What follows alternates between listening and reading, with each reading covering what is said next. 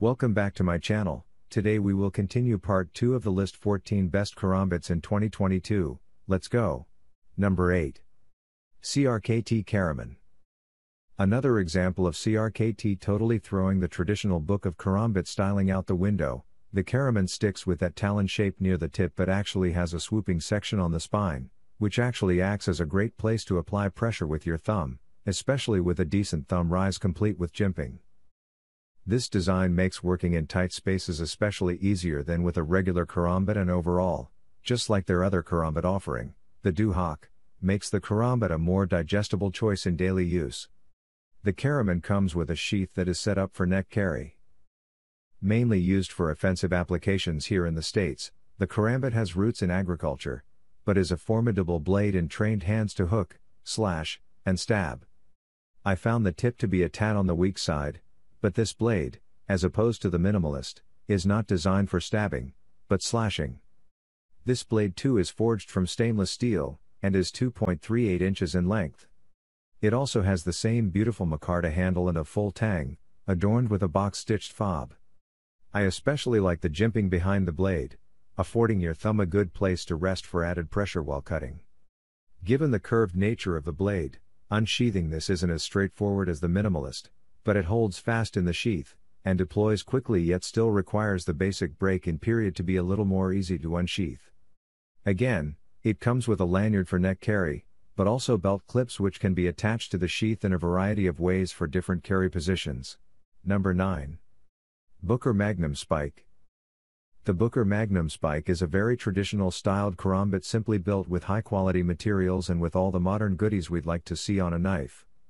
From the well-textured scales to the jimping on the spine, this Karambit embodies everything a Karambit was supposed to be while being equipped with the most modern best practices. It's hard to review a knife like this, as is the case with many Boker products because they're just so simply good. From choosing a steel that makes sense, 440A, with a well-rounded attribute profile, to being moderately priced so that pretty much anyone can afford one, Boker once again hits the nail right on the head. If you're looking for a well-rounded Karambit without any frills or attempt at being different, but more so simple refinement and top quality class, all without breaking the bank, the Boker Magnum Spike really is the Karambit for you. Number 11. Ontario Knife Company Curve. The Curve is kind of ironic, considering it's from OKC, a company known for the rugged and tactical styling choices they've implemented with pretty much every knife in their catalog. The Curve is absolutely none of those things and is actually a fantastic Karambit option for someone who prefers a very vanilla styling of the Karambit absent of the tactical or rugged appeal. The Curve is just that, a curved Karambit style blade with basic wood scales and a ring at the end. That's it, minus the decent little thumb ramp on the spine. The Curve is very sleek and simple, something most people don't expect when it comes to shopping around for Karambits, but I do think it has a place here, especially if you're not someone outdoor-oriented or looking to train with a Karambit in a tactical sense, but more so just simply enjoy using a Karambit-shaped blade. Number 10. Ontario Knife Company Ranger. Ontario Knife Company is well known for their grit and brute when it comes to knife making, leaving extra styling options off the table while simply focusing on making quality knives that can survive extreme abuse, and that's exactly what we see encompassed in the OKC Ranger Karambit.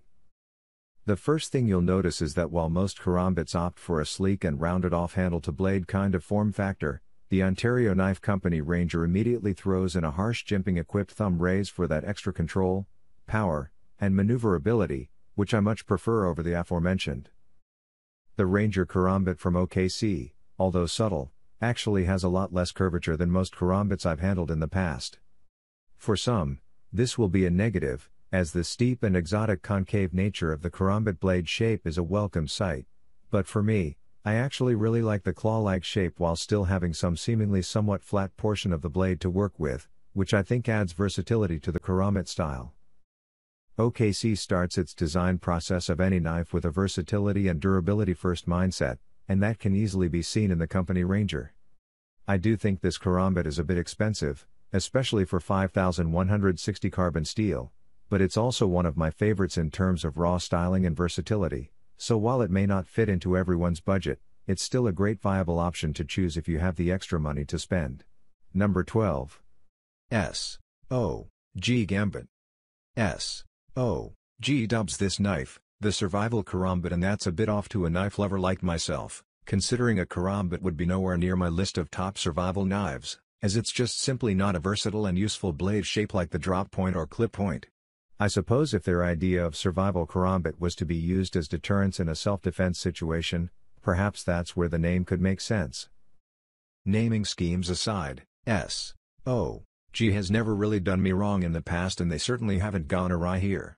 Keeping in mind that this karambit is only about $30 or so, sometimes had for even cheaper, the steel can be excused and can even be called a decent steel at this price point. Sure, it's by no means one of the better steel options on this list, but again, this karambit is rather inexpensive while still being very much so trustworthy and usable for the average person. Survival quality? No. But is it something that's low cost you could keep in the car or carry in a purse for the possibility of a self-defense situation? Sure. Number 13. Topps Tac Karambit. Topps knives, much like OKC, almost universally opts for the rugged and tactical styling options when it comes to knives, and it's honestly no surprise that this monstrosity of a karambit is here on the list from Topps. It's hard to figure out a starting point, but I'll do my best.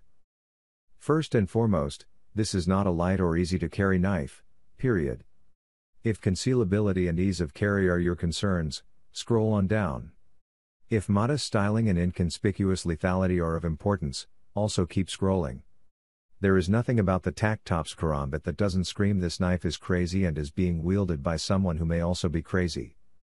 That's not to hate, that's just the truth. The design is hard to pinpoint, and of course, the actual shape of the cutting edge is in fact a karambit blade shape, but that spine is something else. Can we even call the section past the handle a thumb ramp? I suppose we could, and I'm a bit surprised it lacks jimping, but as for the rest of the spine, I'm not really sure what the purpose was here other than styling and perhaps giving you a place to apply downward pressure on. I imagine the section about an inch off the handle is incredibly good at slicing, but the thickness later on down the blade may cause some unwanted friction, so I'm just not entirely sure what the exact purpose was, other than looking cool, which of course is still important nonetheless. Over $100 for 1095 carbon steel is pretty lackluster. This knife really is only for you if you've got the budget and you really love the styling, which in all honesty, I can respect it, but I don't love it myself. Number 14. Bark River Ghost 2. Your wallet will hate you for this one, but this is one of the most well-refined karambits on the list. A 2 isn't exactly a steel that is popular in my collection, and it's often relegated to the sub-mid tiers of knife steels, but in this case, it's beautifully refined and extremely robust. The Ghost 2 from Bark River is a very steep angled karambit with an excellent design that just feels great in the hand.